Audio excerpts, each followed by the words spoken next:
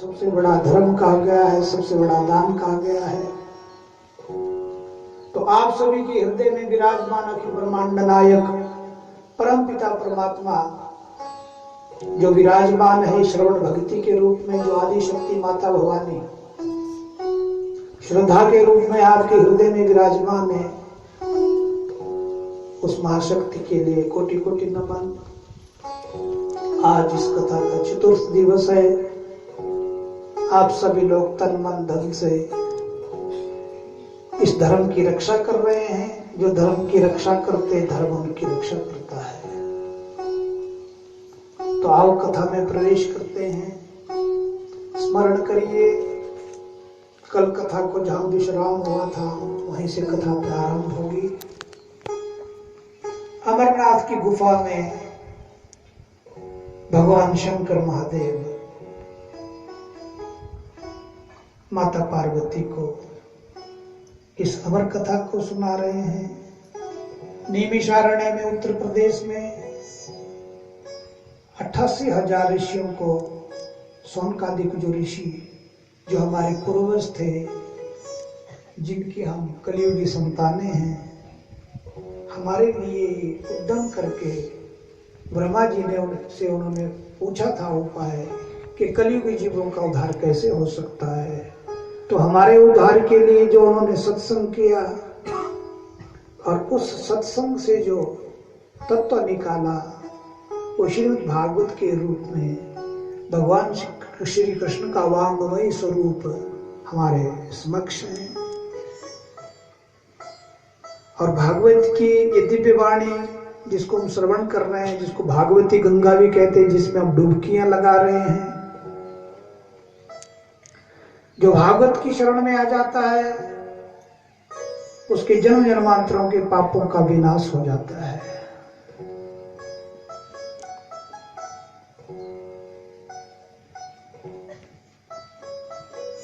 सूत महाराज जी सौनकादिक ऋषियों को कहते, ऋषि सुनो,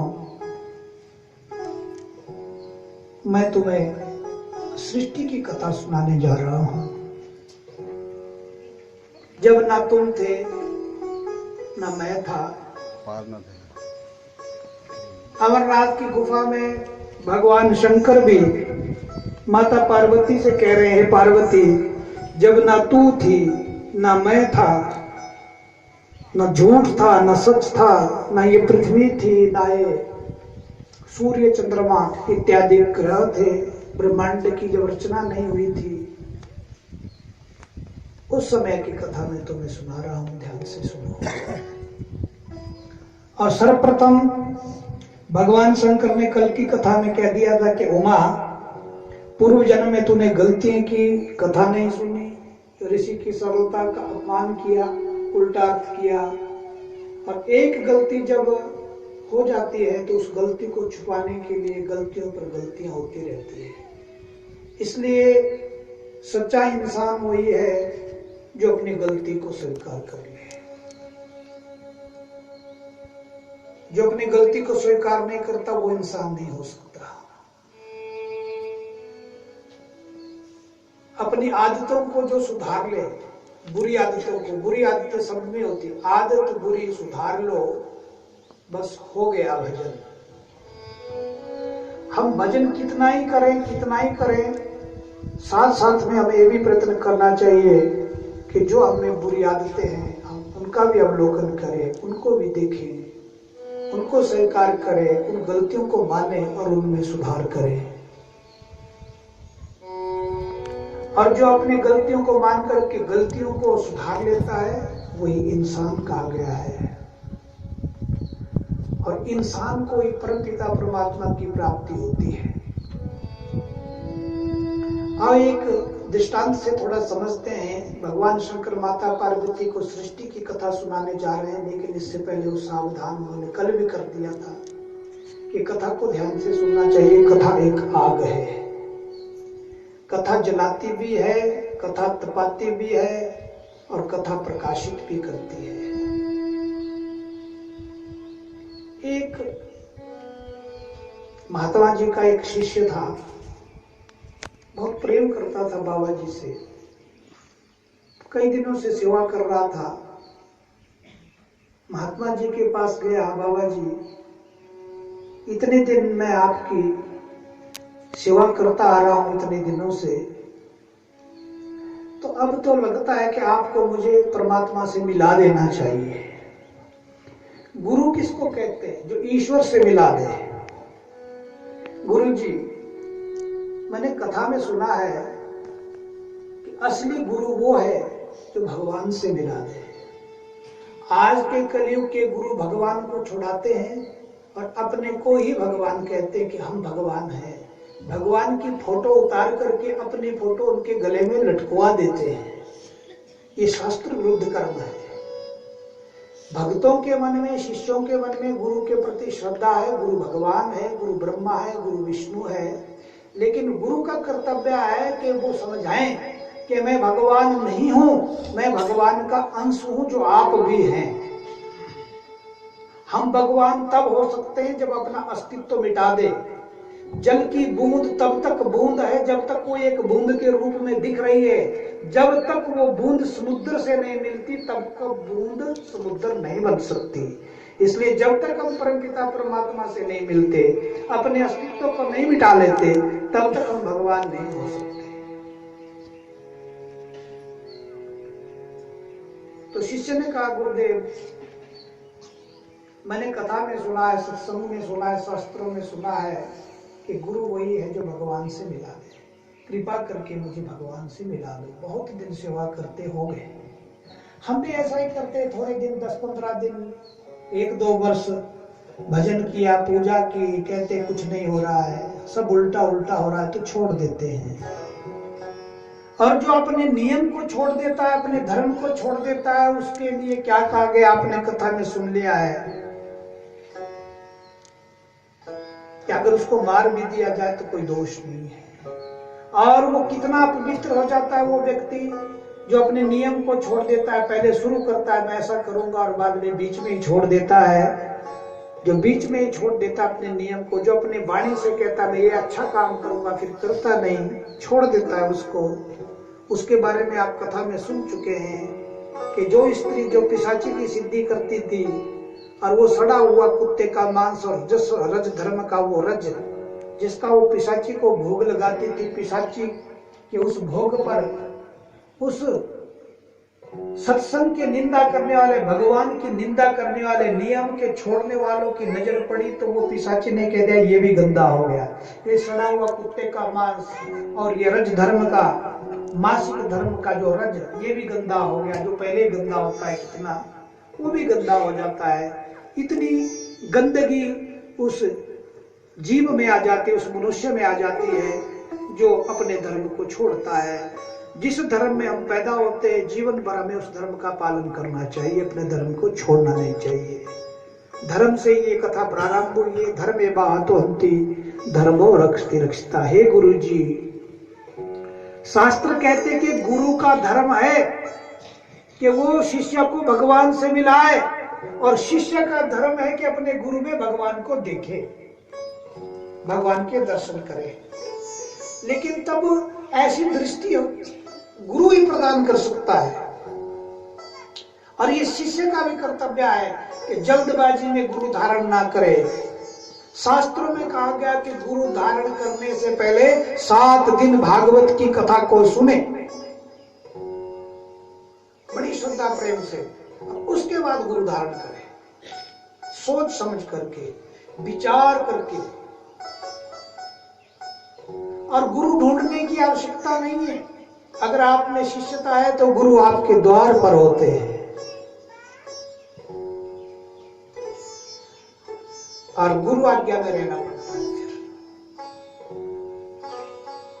तो शिष्य कहता है गुरु जी मुझे परमात्मा से मिला दो। गुरु जी ने कहा बेटा सेवा करते तो बहुत दिन हो गए, लेकिन अभी तू इंसान नहीं बना तो भगवान कैसे मिलेंगे?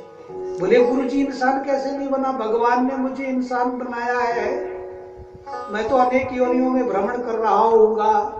यही कथा में आता है, आप भी कहते हैं कि 84 लाख योनियों का भ्रमण करने के बाद मनुष्य योनि प्राप्त होती है। तो मनुष्य तो मुझे परमात्मा ने बना दिया है, और गुरुजी आप कहते हैं कि मनुष्य बन, इंसान बन। इंसान तो मैं हूं, आंखें, नाक, कान, हाथ, पांव सब मनुष्य के। बेटा तू अभी मनुष्य नहीं बना है, तुझ में मनुष्यता नहीं है। बोले नहीं गुरुजी मुझे समझा दो ना, निराश हो गया। बोले देख, तुझे सत्संग में बैठना तक नहीं आता, सत्संग के नियमों का पालन तक करना नहीं आता, तो उसे अभी तक कितने दिन हो गए तुझे कथा सुनते सुनते, अभी तक तुझे ही पता नहीं कि कथा में कैसे बैठना चाहिए, कथा कैसे सुननी चाहिए, क्या क्या नहीं करना चाहिए। हमने भी 10 नियम सुने कल कथा के, कि कथा में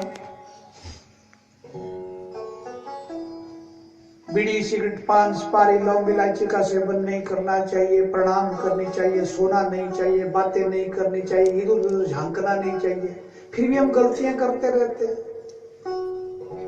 जब तक स्थिर होकर के हम कथा में एकाग्रता से कथा को ना सुने, कोई भी काम हो, आप अच्छा करो जीवन में या बुरा करो, जब तक एकाग्रता नहीं होगी, आपका मन एक ही जगह नहीं टिकेगा, तब तक वो काम सफल नहीं होता। तो कोई भी काम कर लो, अच्छा बुरा कुछ भी कर लो, एकाग्रता से। देखो दुनिया का जितना ज्ञान है वो पढ़ करके नहीं आता।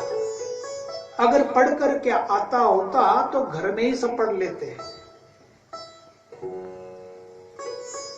ज्ञान सुनकर के समझ में आता है। जब आप पाठशाला में जाते हैं, कॉलेज में जाते हैं, अपने गुरुओं के भाषण सुनते हैं, जब वो लेक्चर देते हैं उनको सुनते हैं, लेकिन ध्यान से सुनते हैं।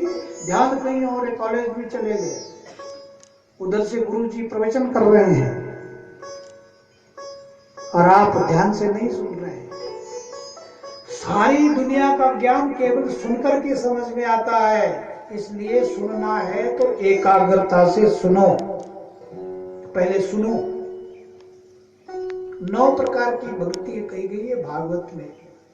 सबसे पहली भक्ति श्रवणम, श्रवणम कीर्तनम विष्णु सुवर्णम पाद सेवनम अर्चनम वंदनम दास सख्यम आत्म निवेदनम। नवदा भक्ति कही गई है। इसमें सबसे पहली भक्ति है श्रवण। जो सुन नहीं सकता वो भक्ति के मार्ग में आगे बढ़ नहीं सकता। कोई बोले कि नहीं सुनने की आवश्यकता नहीं, मैं पढ़ता हूं, सब पढ़ा है मैंने, तो आप आगे नहीं बढ़ सकते, क्योंकि स्वयं भागवत भगवान कह रहे हैं पहले ध्यान से सुनो, एकाग्रता से सुनो, और फिर सुन करके उसको रिवाइज करो कि हमने क्या सुना, उसको दोहराओ। उसका नाम है कीर्तन। कीर्तन खाली भजन गाने का ही नाम नहीं है। असली कीर्तन है कि जो आप सुन रहे हैं, चाहे कीर्तन में सुन रहे हैं, क्योंकि जो हम कीर्तन गाते हैं उसमें भी शब्द ब्रह्म होता है। ये भागवत भी शब्द ब्रह्म है। और अभी जो हम सृष्टि की कथा शुरू से प्रारंभ से सुनेंगे भगवान शंकर के मुख से, वक्ता को नहीं, वक्तव्य को पकड़ो। वक्तव्य है कि भगवान शंकर कह रहे पार्वती सुन। वक्तव्य कह रहा है कि सूत महाराज जी कहते ऋषियों सुनो। वक्ता कोई भी सुना सकता है इन बातों के लिए। वक्ता में कमियां होती है। कोई ये वक्ता बोले नहीं मैं परिपूर्ण हूं, कोई परिपूर्ण नहीं हो सकता। इसलिए वक्तव्य को पकड़ो। कौन बोल रहा है इस बात को देखो, कौन बोल रहा है। शंकर बोल रहे हैं, सूत महाराज जी बोल रहे हैं। शिष्य बोल रहा है गुरुजी भगवान से मिला दो। गुरुजी बोलते बेटा अभी तो तुझे कथा में बैठना तक नहीं आता, भगवान कहां से मिलेगी, अभी तो इंसान तू बना नहीं, अभी तो तू गधा है। बोले गुरुजी मैं गधा हूं। बोले हाँ तू गधा है, क्योंकि कथा में बैठता कभी इधर देखता, कभी उधर देखता, कभी उठ करके उधर चला जाता, कभी बात करता है। जीवन को तू खोता है। जो जीवन को खोता है वो खोता है। गुरुजी ने कह दिया बेटा इस तरह से जो खोता है अपने समय को, घर से आ गए समय खो करके अपने घर का काम भी बिगाड़ दिया और यहाँ करके फिर कथा नहीं सुनते तो खो रहे हैं ना। इस तरह से जो समय को खोते हैं वो खोते हैं। बोले हाँ गुरुजी ये तो है। पर मैं खोता दिखता हूँ क्या? बोले तू दिखता नहीं, खोता ही है, मेरे को तो तू खोता ही दिखता है। बोले गुरुजी अगर मैं खुद शीशे में अपना मुंह देखूं तो क्या मेरे को भी दिख जाएगा कि असल में मैं खोता हूं? बोले हाँ मैं दिखा सकता हूं तेरे को, तू खोता है। बोले गुरुजी दिखा दो। तो गुरुजी के पास ऐसी पीताम्बरी थी, वो दी, बोले जरा इसको ओढ़ तू और जा दर्पण शीशा देख। तो उसने वो पीताम्बरी ऐसे अपने ऊपर रखी, शीशे के पास चले गया। गुरुजी ने ऐसी माया रची, जब शीशे के पास जाता है देखता है कि मैं तो गधा हूँ। सच्ची दिखा उसको, मैं तो गधा हूँ। जल्दी जल्दी से पीताम्बरी हटा ले किनारे। बोले गुरुजी सच में मैं तो गधा दिखता हूँ। बोले बच्चों अभी तू गधा है। बोले गुरुजी मैं घरवाले को देखूं, वो क्या होगा? मैं तो गधा हूँ, मेरी घरवाली क्या होगी? बोले देख ले गया घरवाले के पास पीताम्बरी, बोला जरा इसको ओढ़ शीशा देख। उसने भी ओढ़ी, शीशा देखा, लगा तो मैं कुत्ती हूँ। हाँ, पति गधा और पत्नी कुतिया। बोले मैं तो कुत्ती दिखती हूँ। बोले सच में तू है कुत्ती, कुत्ती की तरह भौंकती है मेरे को तू, और मेरे को भी गुरुजी बोलते तू गधा है। तो हमारा कल्याण कैसे होगा? बाहर से देखने में हम सब मनुष्य लगते हैं, भीतर से पता नहीं हम गधे, कुत्ते, गीदड़, ब्राग भी कहीं है। कभी कभी हम भी ब्राग बन जाते हैं, तो पत्नी को हट, सब बनते हैं थोड़े थोड़े, पता नहीं हम क्या क्या बन जाते हैं, एक दिन में क्या क्या बनते हैं। कभी हम गधे बनते हैं, कभी हम कुत्ते बनते हैं। ये हम सबकी दशा है। जब तक ये दशाओं में सुधार नहीं आएगा तब तक भगवान से मिलन नहीं होगा। भगवान बाहर नहीं है, वो तो हमारे भीतर है, वही बोल रहे हैं, वही देख रहे हैं, वही सुन रहे हैं। और जब ये आत्मा जो परमात्मा का अंश है ये नहीं होगी शरीर में, तो ये आंखें भी होंगी, कान भी होंगे, ना सुन सकते हैं ना देख सकते हैं। इसलिए बेटा जरा इस चंचलता को छोड़। ये मन ही मना एव मनुष्य नाम कारणम बंध मोक्षयो। मेरे प्यारो, ये जो हमारा मन है यही मुक्ति का कारण है। मन की मुक्ति होती है। शरीर तो 5 तत्वों से बना हुआ है, 5 तत्वों में मिल जाता है। आत्मा परमात्मा का अंश है, लेकिन एक मेमोरी कार्ड है जिसका नाम है मन। उसमें जन्म जन्मांतरों का सारा डाटा भर जाता है और वो मन बंधन में पड़ जाता है। फिर वो मन जन्म जन्मांतरों तक उसी प्रकार का मन मिलता रहता है उस शरीर के लिए, जिसमें फिर वो आत्मा जाती है। आत्मा अजर अमर अविनाशी तत्व है। आत्मा मरती नहीं, आत्मा दिखती नहीं, आत्मा किसी की पकड़ में आ नहीं सकती, क्योंकि आत्मा इतनी सूक्ष्म है। एक छोटा सा विषैला जीवाणु, बैक्टीरिया, हाइड्रोजन परमाणु, जिसको हम परमाणु बम भी कहते हैं, उनमें एक हाइड्रोजन परमाणु है जिसको केवल महसूस किया जा सकता है। विज्ञान भी किसी विधि से हाइड्रोजन परमाणु को नहीं देख सकता, विज्ञान की किसी विधि से भी उसको नहीं देखा जा सकता। तो जो परमात्मा है वो इतने सूक्ष्मतम है कि हम कल्पना भी नहीं कर सकते, और इतने महानतम है। उन्हीं की कथा सुनाने जा रहे हैं, भगवान शंकर पार्वती को और सूत महाराज जी सौनकादिक ऋषियों को, और आपको ये जो कथा सुना रहे हैं ये हनुमान जी की कृपा है। क्योंकि हनुमान जी की इच्छा हुई होगी तो माता के साथ विराजमान पहले से यहाँ हनुमान जी, सिंदूरी हनुमान जी। रामचरित सुनिवेको रसिया, राम लखन सीता मन बसिया। जो कथा के सबसे बड़े रसिक है वो हनुमान जी है। और जहां भी कथा होती है मां हनुमान जी सबसे पहले कथा में आते हैं, दिखते नहीं हमको, और जब सब चले जाते तब वापस जाते हैं कथा से। सबसे पहले कथा में आते हैं हनुमान जी और सबसे बाद में जाते हैं। ये उन हनुमान जी की कृपा से, क्योंकि बच्चे लोग यहाँ रामलीला करते हैं और यहाँ स्थान है, पवित्र स्थान, पहले से लेकर के हनुमान जी की पूजा यहाँ होती है। माता को तो बाद में यहाँ पर स्थापित किया था। ये हनुमान जी बहुत पुराने थे यहाँ, माता की मूर्ति बाद में आई थी, आप सब लोगों को पता है। तो हनुमान जी की कृपा है कि वो कथा सुनना चाहते थे, उनकी इच्छा थी, इसलिए बच्चों को प्रेरित किया। ये तो बड़ी मुश्किल से कर रहे थे व्यवस्था, लेकिन हनुमान जी स्वयं व्यवस्था करते हैं। कैसे करते हैं? एक दृष्टांत से समझते हैं। एक गांव में हनुमान जी का मंदिर था, वहां शिव जी की मूर्ति लगी थी, शिवलिंग भी था। कई वर्षों से वहां कुछ धर्म कार्य नहीं हो रहा था। तो फिर भगवान शंकर ने हनुमान जी से कहा, क्योंकि वो स्वयं शंकर का ही अवतार है, बोले हनुमान जी बड़े वर्ष हो गए, कुछ सत्संग नहीं हुआ इस स्थान पर। हनुमान जी ने बोला, बोले बाबा आप तो सबको सत्संग सुनाने वाले, आप ही तो आदि वक्ता हो, आप ही तो सबसे बड़े कथावाचक हो, कृपा करो सुना दो ना, मैं तो सुनना चाहता हूं। हनुमान जी कहते बोले अच्छा।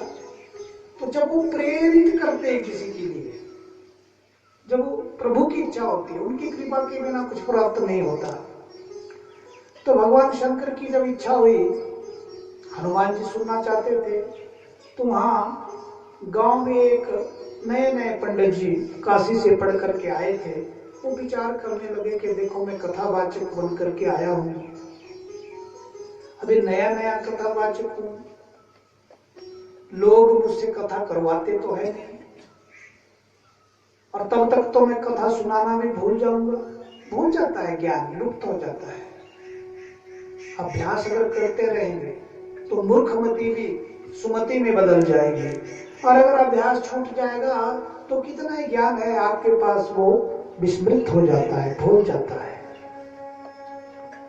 तो पंडित जी ने विचार किया कि चलो मेरी कथा को कौन सुनेगा, कौन मुझ पर विश्वास करेगा, तो ऐसा करता हूँ, थोड़ा अभ्यास करता रहता हूँ, पाठ करता रहता हूँ वहां मंदिर में जा करके। हनुमान जी है, भगवान शंकर है, माँ भवानी है, जगत जननी है, भैरव बाबा है, सबको कथा सुनाता हूँ।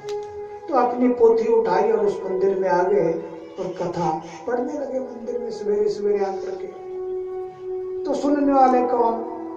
हनुमान जी, भगवान शंकर की मूर्ति, माता आदि शक्ति जगदम्बा की मूर्ति, भैरव बाबा की मूर्ति इत्यादि वहां जो मूर्तियां थी, उनको कथा सुनाने लगे।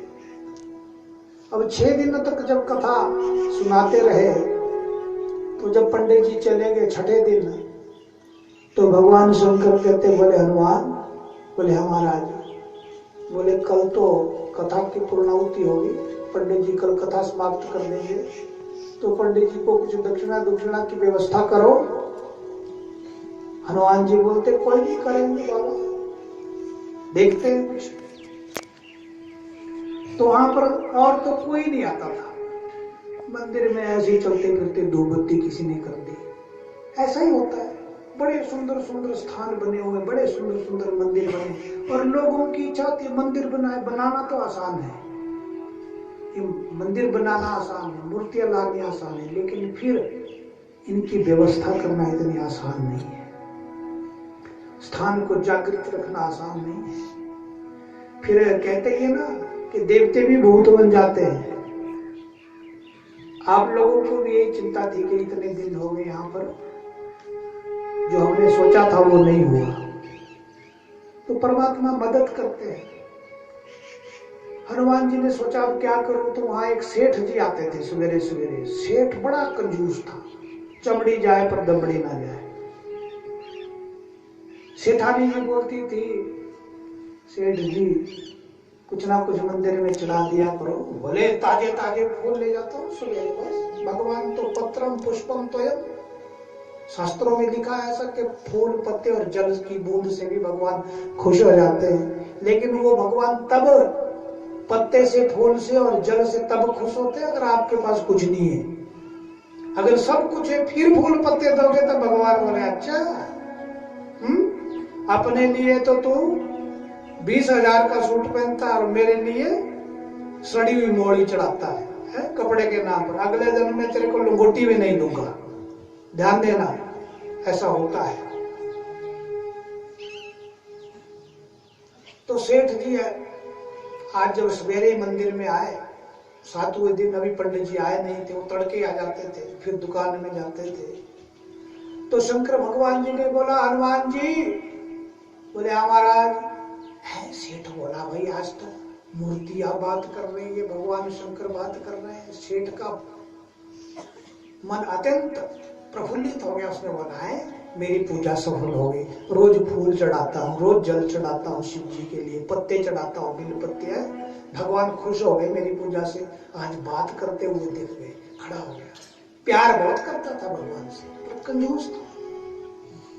शंकर भगवान के चरणों के पास खड़ा होकर के देखने लगा भगवान शंकर के मुंह को, फिर हनुमान जी की तरफ को देखता है। हनुमान जी बोलते, बोले हाँ व्यवस्था करता हूं। सेठ ने बोला, कुछ व्यवस्था कर रहे हैं हनुमान जी, कहाँ होंगे? हनुमान जी के पास पैसे, क्योंकि पैसे के लालच में सेठ को बहुत लालच होता है। बोले कर रहा हूं व्यवस्था।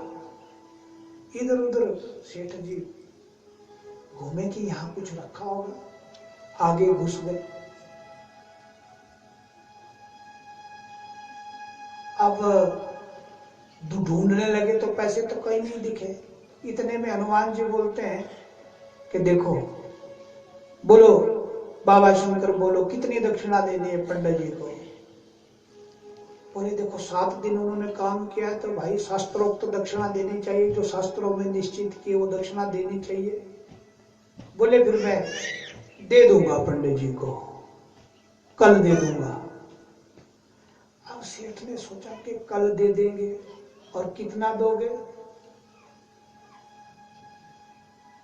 अब शंकर भगवान जी ने बोला कि देखो हनुमान जी, जो शास्त्रों में निश्चित की है दक्षिणा वो दे देना। तब पंडित जी ने कथा में सुना था कि इतनी दक्षिणा मिलती है। उस टाइम सस्ता जमाना था। बोले चांदी के सिक्के दे देना 1100। तो सेठ ने बोला कि 1100 सिक्के पंडित जी को मिलने जा रहे हैं। पंडित जी को तो पता है नहीं कि उनको 1100 रुपए मिलेंगे। क्यों ना मैं सौदेबाजी कर लूं पंडित जी से, दुकान में तो कई दिन लग जाएंगे कमाते कमाते। जल्दी से सेठ वहां से गया और पंडित जी के पास चले गया। बोले पंडित जी, पंडित जी। बोले हाँ। बोले ये 551 रुपए रख लो आप। सिक्के निकाले चांदी के 551 रुपए, ये रख लो आप, क्योंकि वहां मंदिर पे आप कथा कर रहे हैं, आपको कोई दक्षिणा तो देगा नहीं, तो क्यों ना मैं दे दूं आपको दक्षिणा। पर एक बात है, अगर किसी ने आपको दक्षिणा दे दी वहां मंदिर में, तो उसको मुझे दे देना। पंडित जी ने बोला सेठ जी कौन दक्षिणा देगा, रखो आप, मुझे दक्षिणा की आवश्यकता नहीं है, मैं ऐसे कर रहा हूँ कथा वहां। बोले नहीं नहीं नहीं पंडित जी, रखो रखो आप, फिर भी रखो आप, कोई बात नहीं, मेरी तरफ से हो गए। अगर कोई दे देगा तो मुझे दे देना, अगर नहीं देगा तो कोई बात नहीं, मेरी तरफ से होगी दक्षिणा। अब सेठ को पता था कि ना तो शंकर भगवान झूठ बोल सकते, ना हनुमान जी झूठ बोल सकते। 1100 रुपया उन्होंने बोले सिक्के चांदी के, तो जरूर मिलेंगे कल। और पंडित जी से सौदा कर लिया कि कल जो मिलेंगे वो मुझे दे देना, ये 500 आप रख लो। अब पंडित जी दूसरे दिन गए, उन्होंने अपनी कथा उठा की, वहां किसी ने कोई दक्षिणा दी, पंडित जी ने पोथी उठाई और आ गए वापस घर में। सेठ जी गए दूसरे दिन, और सवेरे तड़के शंकर भगवान जी ने बोला हनुमान जी दक्षिणा दे दी पंडित जी को? बोले आधी तो दे दी, आधी बस दे ही रहा हूं अभी। अब उसने देखा कि अब यहाँ दे हनुमान जी दे ही रहे हैं, तो ढूंढने लगा। हनुमान जी की टांग के बीच से घुस गया पीछे, ढूंढता ढूंढता, और हनुमान जी ने अपनी दोनों टांगे इकट्ठी कर ली और सेठ को अपनी टांगों में दबा दिया।